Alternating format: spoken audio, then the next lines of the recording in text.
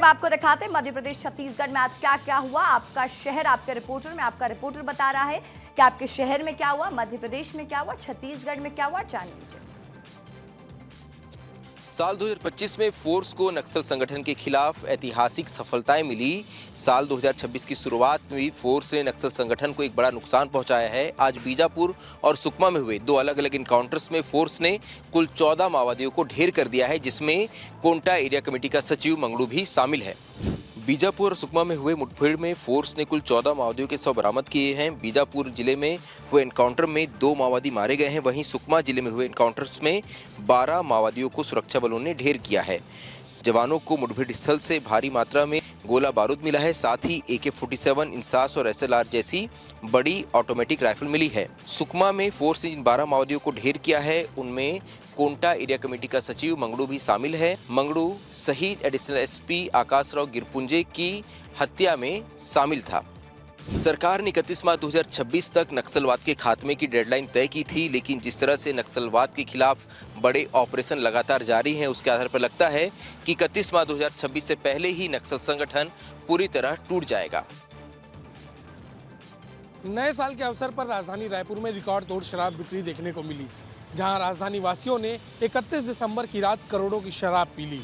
नए साल का सेलिब्रेशन हर कोई अलग अलग अंदाज में करता है। कोई मंदिरों में जाकर पूजा अर्चना करता है, तो कोई अपने दोस्तों के साथ खूब एंजॉय करता है और कई लोग पार्टी का आयोजन करते हैं। इस दौरान लोग शराब का भी खूब सेवन करते हैं। अगर बात राजधानी रायपुर की करें तो 31 दिसंबर की रात 10 करोड़ 49 लाख रुपए के शराब की बिक्री हुई। ये आंकड़ा वाकई चौंकाने वाला है। आपको बता दें कि ये शराब 66 देसी विदेशी दुकानों से सेल हुई है। अगर पिछले साल की तुलना करें तो इस साल 38,69,000 रुपए के शराब की बिक्री हुई है। 31 दिसंबर 2024 को 7 करोड़ 10 लाख रुपए के शराब की बिक्री हुई थी। इस साल की रिकॉर्ड तोड़ शराब बिक्री ने सभी को हैरान कर दिया। और अगर आंकड़ों की बात करें तो इस साल राजधानी वासियों ने विदेशी शराब को देसी शराब से ज्यादा पसंद किया है। यूं तो कहा जाता है कि छोटी छोटी लापरवाही किसी दिन किसी बड़े हादसे का कारण बन सकती है, लेकिन शायद रेलवे के अधिकारी इस बात से पूरी तरह से अनजान बने बैठे हैं, या तो कह लीजिए कि आंखें मूंद कर बैठे हैं। ये तस्वीरें कोरिया जिले की है, जहां बीकापुर से बैकुंठपुर के बीच जमगहना कोट कताल होते हुए खरवत तक रेलवे की दूसरी लाइन बिछाने का काम किया गया है। इसी परियोजना के तहत रेलवे ट्रैक के समानांतर करीब 1 किलोमीटर लंबी सीसी नाली का निर्माण कराया गया, लेकिन निर्माण कार्य पूरा होने से पहले ही इस नाली में जगह जगह बड़े बड़े क्रैक और दरारें नजर आने लगी हैं। यह पहला मामला नहीं है, इससे पहले बैकुंठपुर रोड स्टेशन के पास बनी नाली में भी दरारों की खबर सामने आ चुकी है। अब लगभग 1 किलोमीटर तक घटिया निर्माण के साफ संकेत दिखाई दे रहे हैं। हैरानी की बात यह है कि घटिया निर्माण के गंभीर आरोपों के बावजूद भारतीय रेलवे का कोई भी जिम्मेदार अधिकारी सामने आकर जवाब देने को तैयार नहीं है। स्थानीय लोगों का आरोप है कि शिकायत करने पर अधिकारियों द्वारा टाल मटोल किया जा रहा है। सबसे बड़ी हैरानी की बात है कि रेलवे के अधिकारी इस पे कुछ भी कहने से बचते हुए नजर आ रहे हैं। ना तो इंजीनियर्स की यहाँ पे निगरानी है। देखना होगा कि क्या इसकी तकनीकी जांच कराई जाएगी और उच्च स्तरीय जांच के बाद क्या अधिकारियों पर भी कुछ कार्रवाई की जाएगी। छत्तीसगढ़ का प्रथम त्योहार छेरछेरा है आज, और इस मौके पर क्योंकि रिवाज यही है कि बच्चे निकलते हैं और धान गांवों में मिलता है, लेकिन शहर में धान कहाँ मिले। छत्तीसगढ़ की सांस्कृतिक पहचान का प्रतीक छेरछेरा त्योहार आज पूरे उत्साह के साथ मनाया जा रहा है। इस दिन दान और सहयोग की परंपरा निभाई जाती है, जहां लोग अपनी क्षमता के अनुसार धान, चावल और अनाज दान करते हैं। सुबह से ही बच्चे गली मोहल्लों में टोलियों में निकल पड़े हैं और पारंपरिक अंदाज में कहते हैं, छेर छेरा माई कोठी के धान ला हेर हेरा। घरों के लोग भी बच्चों को अनाज देकर इस परंपरा को आगे बढ़ा रहे हैं। छेर छेरा त्योहार सिर्फ दान का ही नहीं, बल्कि आपसी भाईचारे और सामाजिक समरसता का पर्व है। इस परंपरा के जरिए नई पीढ़ी को छत्तीसगढ़ की लोक संस्कृति से जोड़ा जाता है। छेरछेरा त्योहार आज भी यह संदेश देता है कि समाज तभी मजबूत होता है जब खुशियां और संसाधन मिल बांट कर साझा किए जाते हैं। तमाम जगहों पर आपको बच्चों की टोली दिखाई देगी, और वो टोली छेरछेरा कहकर जो है वो कहीं न कहीं परंपरा को निभा रही है। किसानों के हुंकार के आगे आखिरकार सिस्टम को झुकना पड़ा है। मरद कठेरा के प्रस्तावित चूना पत्थर की निविदा को आखिरकार निरस्त कर दिया गया है। खैरागढ़ में किसानों की एकजुटता एक बार फिर से रंग लाई है। जंगमड़वा, हनाईबन और मरद कटेरा क्षेत्र में प्रस्तावित लाइमस्टोन ब्लॉक की निविदा आनन फानन में निरस्त कर दी गई है। किसानों के लगातार विरोध और 48 घंटे की चेतावनी के बाद प्रशासन को खनन प्रक्रिया पर ब्रेक लगाना पड़ा है। यह लाइमस्टोन ब्लॉक करीब 304.209 हेक्टेयर क्षेत्र में फैला हुआ था और इसे क्षेत्र का दूसरा सबसे बड़ा खनिज ब्लॉक माना जा रहा था। भारतीय भूवैज्ञानिक सर्वेक्षण यानी GSI के द्वारा G2 स्तर पर किए गए सर्वे में यहाँ लगभग 52.745 मिलियन टन चूना पत्थर का विशाल भंडारण मिलन था। खनन से कृषि भूमि के विनाश की आशंका को लेकर अंचल के किसान लंबे समय से आंदोलन कर रहे थे। उनका साफ कहना था कि खनन से जल स्रोत और ग्रामीण जीवन पर गंभीर असर पड़ेगा। इसी का असर है कि प्रशासन अब बैकफुट पर आ गया है। यह फैसला किसानों की एकजुटता और संघर्ष की जीत माना जा रहा है। अब देखना यह होगा कि आने वाले समय में जिला प्रशासन क्या रुख अपनाती है। मध्य प्रदेश के इंदौर में दूषित पानी पीने से कई लोगों की मौत का मामला सामने आया है। विस्तार न्यूज़ ग्राउंड जीरो पर है और आपको पुराने भोपाल की तस्वीर दिखाते हैं। ये पानी की पाइपलाइन गई है और इस पाइपलाइन में कहीं ना कहीं सीवेज का पानी भी आ रहा है। आप देख सकते हैं किस प्रकार से ये जो पाइपलाइन है जो फूटी हुई है और लीकेज हो रही है और इसी पानी को लोग पी रहे हैं। 4 कदम की दूरी पर ही नल लगा हुआ है, नल से पानी आ रहा है और कहीं ना कहीं यहाँ के जो लोग हैं वो परेशान हैं क्योंकि जो पानी है वो कहीं ना कहीं बदबू देता है। पीने के पानी की यदि बात करें तो पीने का पानी मटमिला है। मेरे हाथ में बिस्लरी का पानी है जो अधिकारी राजनेता पीते हैं ये पानी को, और ये देखिए ये किस प्रकार से दिख रहा है। आप तस्वीर देख सकते हैं कि ये नीट एंड क्लीन पानी है, ये सीवेज का पानी है और इस सीवेज के पानी में जो पाइपलाइन है वो लीकेज है। जनप्रतिनिधि है उनसे शिकायत यहाँ के स्थानीय जो लोग हैं उनके द्वारा की गई थी मगर समाधान नहीं किया गया, जिसके चलते अभी भी यहाँ के जो लोग हैं जो बदबूदार पानी जो मटमेला पानी है वह पी के अपना जीवन यापन करते दिखाई दे रहे हैं। इंदौर में दूषित पानी का मामला लगातार तूल पकड़ते जा रहा है। इसी कड़ी में अब मंडला से भी डरावने वाली तस्वीर सामने आई है।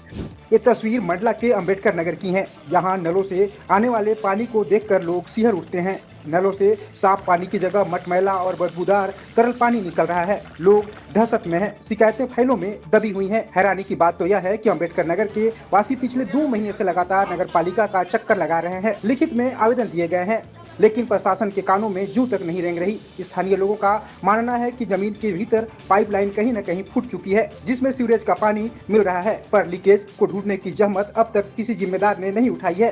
साफ पानी का वादा कर सत्ता में बैठने वाले अब जनता के साथ खिलवाड़ कर रहे हैं। वही मामले को संज्ञान में लेते हुए मंडला कलेक्टर सुमेश मिश्रा ने अधिकारियों के साथ वार्डों का निरीक्षण किया है।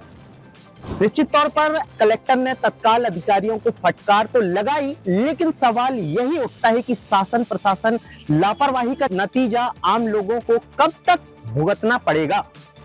रीवा में एक अनोखा मामला सामने आया है। जिस व्यक्ति को जीवन भर अपनों का साथ नहीं मिला, उसने मरते समय अपने परिवार और अपने पूरे समाज को कुछ ऐसा दे दिया जो मिसाल बन गई। अपनों की उपेक्षा सहने वाले रामकरण ने मरते वक्त पूरे समाज को अपना वारिस बना दिया। 2 जनवरी को उन्होंने अंतिम सांस ली, लेकिन जाते जाते वो एक ऐसा बड़ा संदेश दे गए जो हर व्यक्ति के लिए मिसाल बन गई। रामकरण गुप्ता की अंतिम इच्छा थी कि उनका शरीर मेडिकल कॉलेज को दान दे दिया जाए ताकि डॉक्टर बनने की राह पर चल रहे छात्र उनके शरीर के माध्यम से पढ़ाई कर सके और भविष्य में कई जिंदगियां बचा सके। उनकी इस महान सोच ने उन्हें मौत के बाद भी जिंदा कर दिया। मध्य प्रदेश सरकार के नियमों के तहत देहदान करने वाले व्यक्ति को मरणोपरांत दधीची सम्मान और गॉर्ड ऑफ ऑनर दिया जाता। रामकरण गुप्ता को भी पूरे सम्मान के साथ यह प्रदान किया गया। तो देखा आपने, रामकरण गुप्ता ने यह सिद्ध कर दिया कि आप जीते जी नहीं, मरने के बाद भी समाज के लिए काम कर सकते हैं। अगर आपके मन में है तो मानवता के लिए आप मिसाल बन सकते हैं।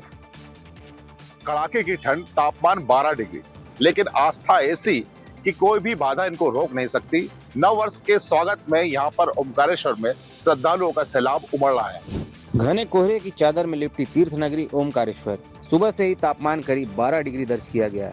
ठंडी हवाओं के बीच कड़ाके की ठंड महसूस की गई, लेकिन इन सब के बावजूद श्रद्धालुओं की आस्था पर मौसम का कोई मार नजर नहीं आया है। नव वर्ष के अवसर पर प्रतिदिन लगभग 1 लाख श्रद्धालु भगवान ओमकारेश्वर के दर्शन पूजन और मां नर्मदा के पावन स्नान के लिए ओमकारेश्वर पहुंच रहे हैं। घाटों पर सुबह से ही नर्मदा स्नान और पूजा अर्चना का सिलसिला लगातार जारी है। श्रद्धालुओं का कहना है कि ठंड और कोहरा उनकी आस्था को डगमगा नहीं सकता। वहीं भारी भीड़ को देखते हुए प्रशासन और मंदिर प्रबंधन पूरी तरह से अलर्ट मोड पर है। इसको लेकर पर्याप्त इंतजाम किए गए हैं। साथ ही श्रद्धालुओं के पहुंचने का सिलसिला लगातार जारी है और श्रद्धालु यहां पहुंचकर महादेव के दर्शन कर रहे हैं और अपनी नए साल की मनोकामनाओं को पूरी करने के लिए अर्जी लगा रहे हैं। अम्बेडकर की ग्वालियर में फोटो जलाने को लेकर अब लगातार लोगों में आक्रोश है और दलित संगठन लगातार इसको लेकर विरोध भी जता रहे हैं। भोपाल में कांग्रेस दफ्तर के बाहर कांग्रेस की अनुसूचित जाति जो विंग है वो अब लगातार नारेबाजी कर रही है। ग्वालियर में बाबा साहब अम्बेडकर की फोटो जलाने पर विरोध का सिलसिला थमने का नाम नहीं ले रहा है। आज भोपाल में कांग्रेस की अनुसूचित जाति विंग ने मामले पर कड़ा विरोध जताया है। इस दौरान कार्यकर्ता राजभवन का घेराव करने निकले। लोगों ने बैनर पोस्टर दिखाकर आरोपियों के खिलाफ नारेबाजी भी की। आपको बता दें, पुलिस की मौजूदगी में ग्वालियर में बाबा साहब अम्बेडकर की फोटो जलाई गई थी, जिसके विरोध में अनिल मिश्रा पर एनएसए के तहत कार्रवाई करने की मांग की जा रही है। वहीं कार्यकर्ताओं ने साफ कहा है कि अगर एनएसए के तहत कार्रवाई नहीं हुई तो ग्वालियर में प्रदर्शन किया जाएगा। तो ये मांग कर रहे हैं कि अनिल मिश्रा पर एनएसए के तहत जो कार्रवाई है वो की जानी चाहिए, नहीं तो 11 जनवरी को ग्वालियर में बड़ा प्रदर्शन किया जाएगा। इंडियन प्रीमियर लीग में कोलकाता नाइट राइडर्स फ्रेंचाइजी से बांग्लादेश के खिलाड़ी मुस्तफिजुर रहमान को बाहर कर दिया गया है। यह फैसला तब लिया गया है जब बांग्लादेश में हिंदुओं पर अत्याचार हो रहा है और देश में भी उनके खिलाफ यहां पे बवाल और प्रदर्शन चल रहे हैं। बांग्लादेशी क्रिकेटर मुस्तफिजुर रहमान को फ्रेंचाइजी से हटाने का निर्देश बाकायदा बीसीसीआई ने दिया था। बीसीसीआई के निर्देश पर ही फ्रेंचाइजी ने यह फैसला लिया। इस दौरान केकेआर ने पोस्ट करते हुए लिखा कि बीसीसीआई के निर्देश के बाद सभी जरूरी प्रक्रियाओं और आपसी परामर्श के बाद मुस्तफिजुर को टीम से बाहर कर दिया गया है। आईपीएल नियमों के अनुसार बीसीसीआई ने केकेआर को एक रिप्लेसमेंट खिलाड़ी लेने की अनुमति दी है। इससे जुड़ी आगे की जानकारी समय आने पर साझा की जाएगी। आईपीएल 2026 के लिए दिसंबर में खिलाड़ियों की मिनी नीलामी हुई थी। इस दौरान केकेआर ने मुस्तफिजुर को अपनी टीम में खरीदा था। शाहरुख खान के स्वामित्व वाली केकेआर ने मुस्तफिजुर को लेने के लिए 9 करोड़ 20 लाख रुपए खर्च किए थे। बीते 14 दिनों में बांग्लादेश के भीतर 3 हिंदुओं की हत्याएं हुई हैं। इसको लेकर देश की सियासत भी गर्म है और लोगों में गुस्सा भी है। शिवसेना और भारतीय जनता पार्टी ने आईपीएल में खेलने वाले बांग्लादेशी खिलाड़ियों को लेकर अपना रोष जाहिर किया है और उनके न खेलने को लेकर के चेतावनी भी दी है।